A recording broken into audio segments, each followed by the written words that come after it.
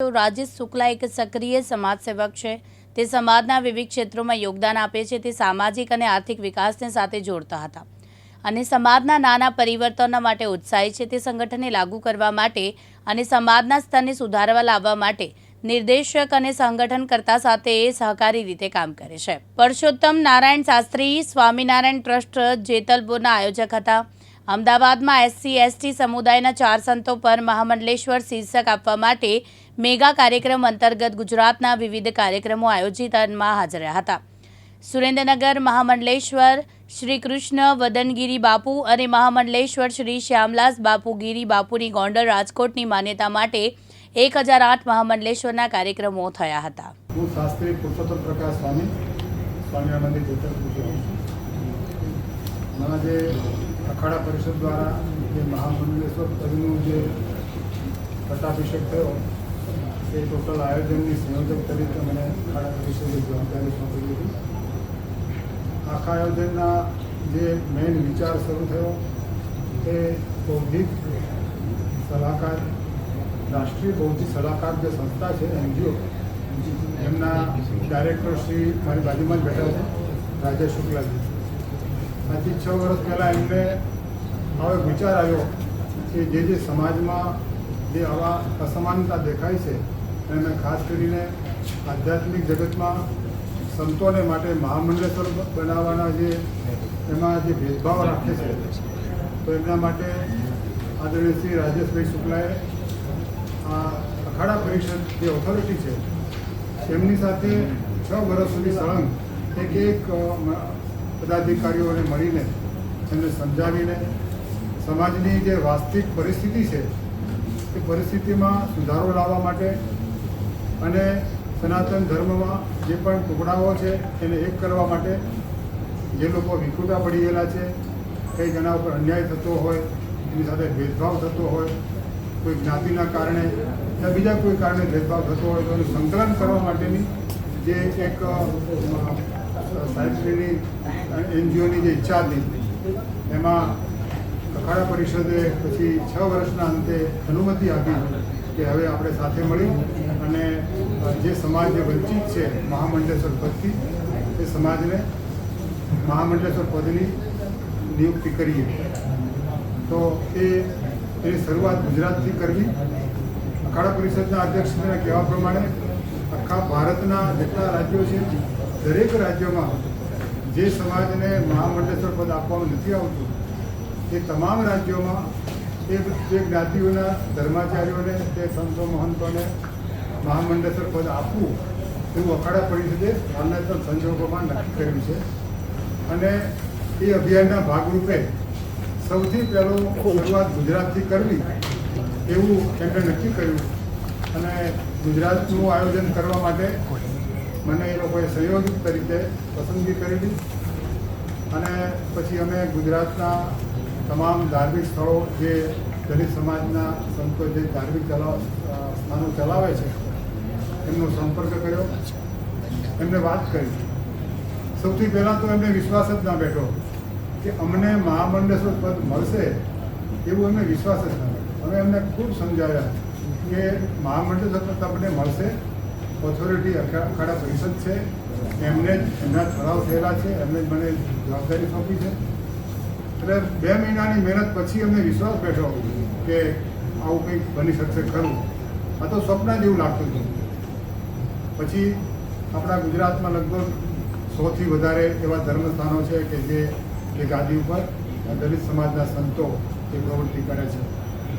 તો એમાંથી ઘણાને સમજાવ્યા, કેટલાક તૈયાર થયા, કેટલાક નાપડ થયા અને એમાં છેવટે એમાંથી 4 સંતોને આપણે પસંદ કર્યા। એમાં દલિત સમાજમાં અત્યારે આપણા ગુજરાતની સામાજિક સ્થિતિ પ્રમાણે વણકર સમાજ, લોહિત સમાજ, વાલ્મીકી સમાજ અને ગોર સમાજ, ગરગાચાર્ય સમાજ, આવા 4 મેન એ લોકોના વિભાગ છે। એ દરેક વિભાગમાંથી એક મહંતની પસંદગી કરી અને પછી એમને 30 તારીખે જાહેર સભામાં હજારો લોકોની સંખ્યામાં એમના ઉપર શાસ્ત્રોક્ત રીતે એમના ઉપર પટ્ટાભિષેક થયો। જનરલી આ આયોજન કુંભ મેળામાં થતું હોય છે। કુંભ મેળામાં જ્યારે જ્યારે ભરાય ત્યારે તે વખતે જેને લેવાની ઈચ્છા હોય એ લોકોનું આવેદનપત્ર લેવામાં આવે છે, એનો પ્રોસેસ થતો હોય છે અને એની બધી વિધિ હોય છે, એ વિધિ પ્રમાણે લોકો આપતા હોય છે. અને અહીંયા આપણે ગુજરાતની અંદર આ શરૂઆત કરવી હતી એટલે જાહેર ક્ષેત્રમાં દરેક હજારો માણસો જોતા હોય એની વચમાં આવું આયોજન કરવાનું નક્કી થયું અને એ સુંદર ભવ્ય કાર્યક્રમ થયો. એનાથી આખા ગુજરાતની અંદર નહીં પણ આખા ભારતમાં, માત્ર ભારત નહીં પણ આપણા ભારતીય લોકો જ્યાં જ્યાં વસે છે ત્યાં તમારા બધા મીડિયાના માધ્યમથી બધે સારા બધા સમાચાર ગયા, સારા લોકોએ લેખો છાપ્યા અને એ બધા ન્યૂઝ જે જોયા એના ઉપરથી ફીડબેક એવી આવી કે હવે કંઈક આપણો આ ધર્મ, આપણો આ સનાતન ધર્મમાં કંઈક જે નાના નાના ભેદ રહી ગયા છે એ ધીમે ધીમે હવે ભેદ બધા નીકળી જશે અને જે લોકોને અન્યાય થતો હતો એના કારણે એના જે શિષ્યો છે, અનુયાયીઓ છે, એના વર્ગના લોકો છે, એમને પણ કંઈક મનમાં એવો નારાજગી હતી. એ નારાજગી દૂર કરવા માટે આ એક પ્રયત્ન થયો. એનાથી બધા બહુ ખુશ થયા છે. કેટલાક લોકો તો આપણો સનાતન ધર્મ છોડી અને બીજા ધર્મોમાં ભળી જતા થયા છે, ભળી ગયા છે અને એ બધાનું જ્યારે આમ લાગ્યું કે એનું બધાનું સમસ્યાનું સમાધાન શું, તો મહામંડલેશ્વર પદના માધ્યમથી એ બધું સાનુકૂળ થાય એવું લાગ્યું. ખાસ કરીને ધર્મક્ષેત્ર એક બહુ મોટી એક ઓથોરિટી છે અને ધર્મક્ષેત્રના બેઝ ઉપર જ્યારે સમાજ ઉપર કંઈક સારો સંદેશ જાય તો લોકો એને સ્વીકારતા હોય.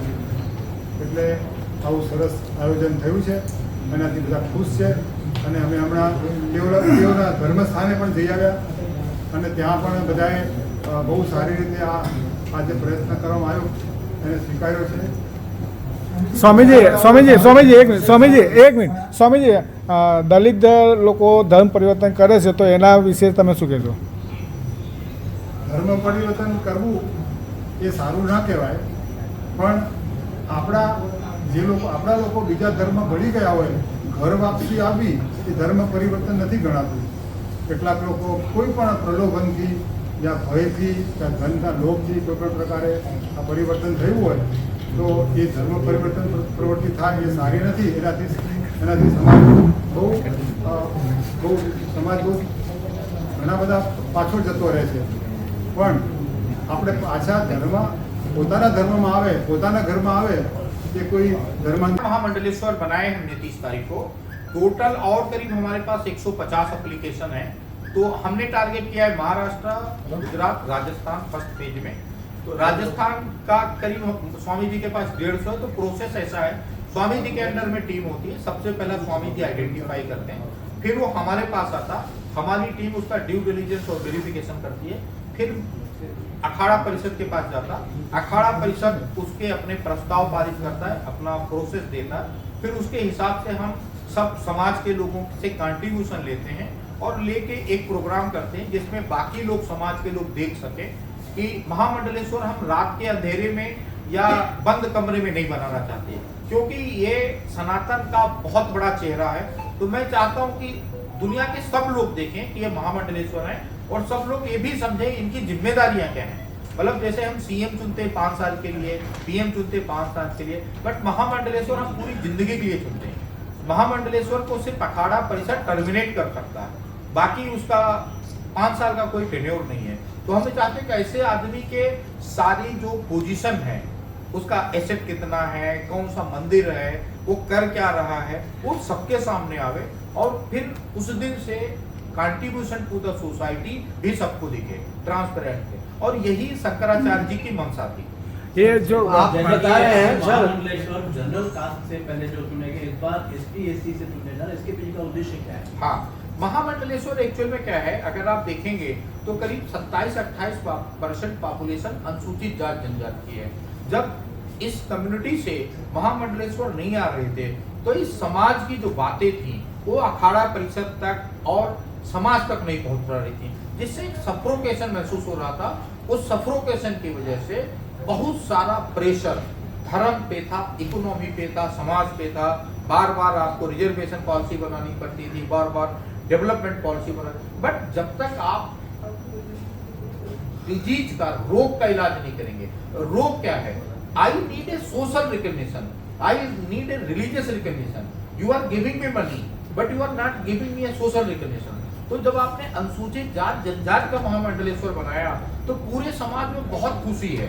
और एक समाज अभी बड़ी खुशी होगी जब कुंभ में अनुसूचित जात जनजाति का शाही रथ निकलेगा। शाही स्नान करने के लिए जब 15 लाख दलित अनुसूचित जात जनजाति नाचते हुए ऊपर से फूल पड़ते हुए जाएंगे और वहां से लौट के आके अपने समाज में बताएंगे कि देखो सनातन इतना बड़ा है, वसुधैव कुटुंबकम एक नारा नहीं है, एक जीने की कला है, ये इतनी बड़ी है। तो उसका जब आप रिजल्ट देखेंगे ना, जैसे विजुअली है, विजुअली मैं बताऊं कि रावण बहुत अत्याचारी था और जब आप उसको जाके नेटफ्लिक्स में देखते हो, जब उसको आप जब 4D में देखते हो, तब आपको एक्चुअल फील होता हाँ इतना ज्यादा अत्याचारी था। तो ये जो आपने परंपरा शुरू की है, आप सबके सहयोग से, स्पेशली स्वामी जी के सहयोग से, पुरुषोत्तम शास्त्री जी के सहयोग से, महंत रविंद्रपुरी जी के सहयोग से, श्री हरि जी के सहयोग से, जो मेरे जैसा सामान्य सा आदमी इतना बड़ा ट्रांसफॉर्मेशन ला पाया, उससे अगर सारे लोग जुड़ेंगे तो मेरे को लगता है 3-4 साल में जो आपका सबसे बड़ा प्रॉब्लम वो खत्म हो जाएगा। सर जी, आप बता रहे हैं महामंडलेश्वर के लिए जो 4 तो अभी हो गए, 150 अभी बनाना है, तो 150 बनाने में तो काफ़ी टाइम आपको लगेगा, क्योंकि 150 आदमी महामंडलेश्वर बनना मतलब एक बहुत बड़ा ये होता है।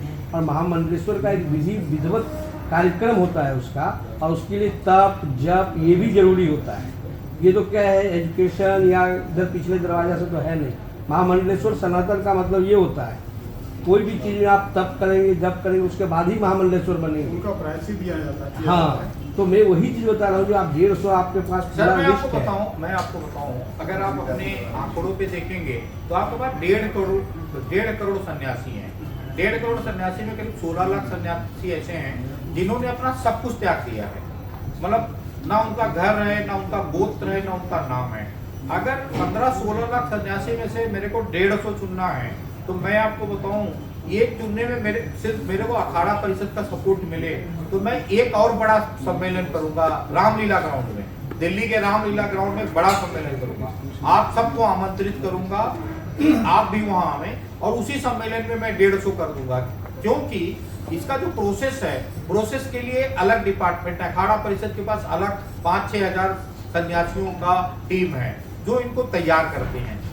उसके अंदर काफ़ी तब जब बोले ना, उसका एक मीनिंग है। जो चित्यानंद को आप देखेंगे, वो भी एक महंत थे, बहुत बड़े महंत, लेकिन आज वो विदेश भागना पड़ा उनको, क्योंकि सबसे बड़ा जप तप का मीनिंग वही है जो महामंडलेश्वर बनेंगे। मैं आपको रोकूंगा। क्या होता है, एक आलू या एक टमाटर अगर आपके फ्रिज में पड़ा है तो ना फ्रिज के काम का है, ना आपके किचन के काम का है।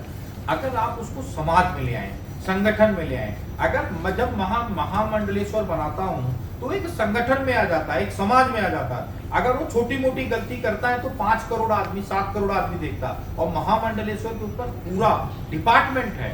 अखाड़ा परिषद के 80 लाख नागा साधु हैं उनको करेक्ट करने के लिए। वो 80 लाख नागा साधु बिना कपड़े लपड़े के जो घूमते हैं, वो महामंडलेश्वर का गाइडिंग फोर्स है। उसके अलावा वो आपके सामने 24 घंटे, अभी तो आपको मालूम नहीं, जो एक संत है वो क्या कर रहा है आपको मालूम नहीं। महामंडलेश्वर होने के बाद उसका स्वामी जी की टीम लेवल पे आती, मेरे लेवल पे आती, अखाड़ा परिषद के। सर हमारा फॉर्मेट अगर आप देखेंगे तो वो एक कलेक्टर के फॉर्मेट से ज्यादा अच्छा और ज्यादा टफ फॉर्मेट है। पर डे कितना हनुमान चालीसा आपने बांटा, कितना हनुमान चालीसा किया, कितने लोगों को नशा मुक्ति किया, कितने क्राफ्टमैन को रजिस्टर्ड किया, आपके एरिया में कितने क्राफ्टमैन के अकाउंट में पैसा गया, कितना आपने सुंदरकांड वीक में किया, वो पूरा चार्ट है। और पूरा चार्ट हम सेंट्रली मॉनिटर करते हैं। तो अगर आप ये देखेंगे, अगर आप लोगों ने सहयोग किया, भगवान ने सहयोग किया, सरकार ने, तो आप सनातन का वो रूप देखेंगे जो शंकराचार्य जी देख के गए।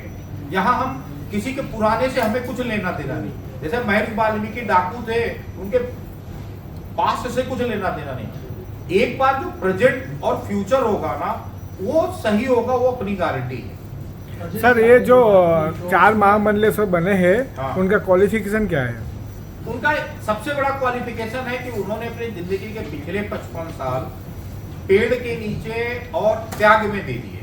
और आज उनका ये है कि आप समझे जो आप सबको हम सबको ચિરાગ પાટડિયા, દિવ્યાંગ ન્યૂઝ, અમદાવાદ।